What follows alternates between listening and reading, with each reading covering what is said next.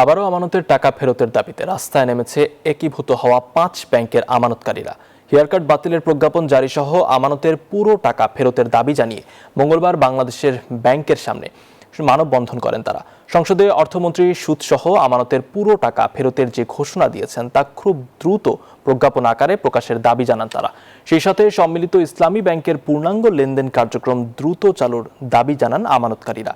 ব্যাংকে গেলে সরকার ঘোষিত স্কিম অনুযায়ী টাকা ফেরত পাওয়া যায় না বলেও অভিযোগ করেন তারা। পরে বাংলাদেশ ব্যাংকের সামনে থেকে মিছিল নিয়ে সচিবালয়ের দিকে রওনা দেন তারা। এটা কিন্তু সরকার কর্তৃক অনুমোদিত ব্যাংক, সেই ব্যাংকে টাকা রাখলে যদি টাকা উধাও হয়ে যায় তাহলে আমানতকারী আমরা কোথায় যাব? লিখিত আকারে সম্মিলিত ইসলামী ব্যাংকের সারা বাংলাদেশের প্রত্যেকটি ব্রাঞ্চে মাননীয় সম্মিলিত ইসলামী ব্যাংকের এমডির মাধ্যমে পৌঁছায় দেওয়ার ব্যবস্থা করতে হবে। টাকা দেওয়ার ব্যবস্থা বা বাস্তবায়ন অনতিবিলম্বে করতে হবে।